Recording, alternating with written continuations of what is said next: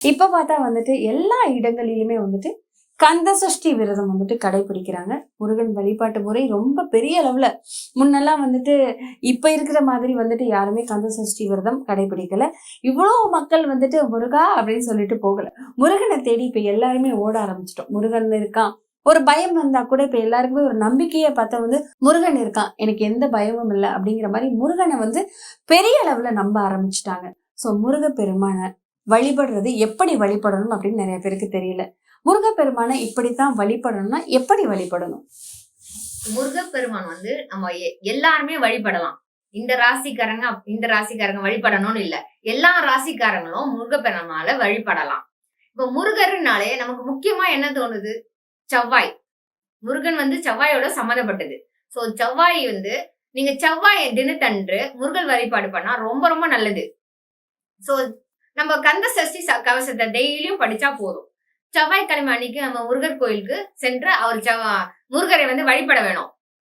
நம்ம முருகருக்காக நம்ம நெய்வேத்தியம் வந்து நம்ம வீட்டுல சாதாரணமா நம்ம வீட்டுல என்ன பண்ணுவோம் அதை பண்ணாலே நம்ம ரொம்ப சிறதுதான். அதுக்கு வந்து ரொம்ப காஸ்ட்லியா செய்யணும், இதெல்லாம் வாங்கிலாம் செய்யணும் அப்படிலாம் கிடையாது. நீங்க பழம், வாழைப்பழம், எல்லா வகையான பழங்களும் வைக்கலாம் முருகருக்கு.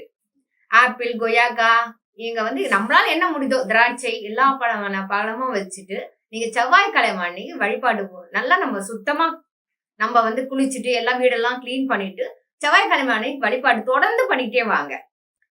இந்த செவ்வாய்க்கிழமை கொடுத்து அடுத்த செவ்வாய்க்கிழமும் தொடர்ந்து பண்ணிக்கிட்டே வந்தீங்கன்னா உங்களுக்கு கட்டாயம் வந்து உங்களுக்கு அதோட முருகன் வழிபாடான பெனிஃபிட் இருக்கும். கண்டிப்பா உங்களுக்கு கிடைக்கும். வாழ்க்கையில வந்து சில பேர் வந்து திடீர்னு மேல இருப்பாங்க, ரொம்ப ரிச்சா இருப்பாங்க.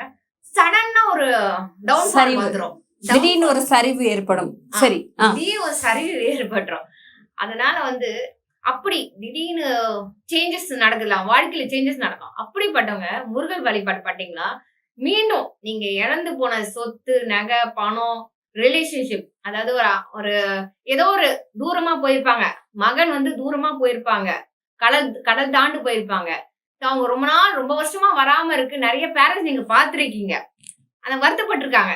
எங்க பையன் வந்து படிச்சாம்பா, படிச்சுட்டு 10 வருஷம் ஆயிடுச்சு, வந்ததோ பாக்கல. நீங்க முருகன் வழிபாடு பண்ணுங்க, கண்டிப்பா வந்து அவர் வந்துட்டு உங்களை வந்து உங்க கூட இருக்கிறது நிறைய சான்ஸ் இருக்கு.